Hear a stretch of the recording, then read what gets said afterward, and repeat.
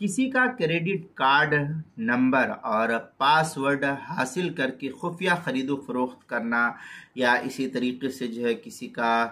Mobile app internet banking کا use کرنا اور اس کے ذریعے سے غلط خرید و فروخت کرنا، شرعاً اس کا کیا حکم ہے؟ چنانچہ آج کل بہت زیادہ فراڈ ہو رہا ہے اس سلسلے میں۔ انٹرنیٹ کے ذریعے کسی کا کریڈٹ کارڈ یا ڈیبٹ کارڈ وغیرہ لے لیا اور اس کا جو ہے نمبر اور اس کا پاسورڈ حاصل کر لے، اس کے کھاتے سے خفیہ طور پر خرید و فروخت کرنا، اور جس کا بل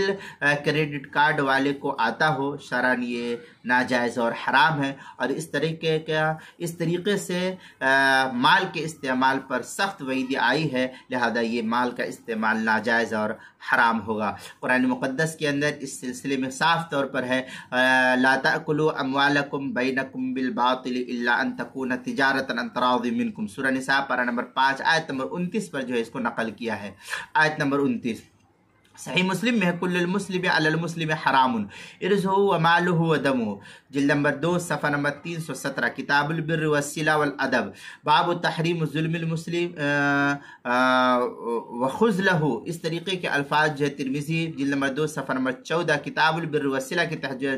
نقل کیا ہے۔ اعلام الموقعین کے اندر ہے وسیلۃ المقصودی و تابعۃ للمقصود وکلاہما مقصود، اعلام الموقعین جلد نمبر 3 صفحہ نمبر 175 پر اس کو نقل کیا ہے۔ المسائل المہمہ فیما ابتلت بہ العامہ، اس کی پہلی جلد صفحہ نمبر 183، عنوان ہے کسی کا کریڈٹ کارڈ نمبر اور پاسورڈ حاصل کر کے خفیہ خرید و فروخت کرنا، یا اسی طریقے سے کسی کا موبائل ایپ کو یوز کر کے پھر اس کے ذریعے سے جو ہے گوگل پے یا فون پے وغیرہ کے ذریعے سے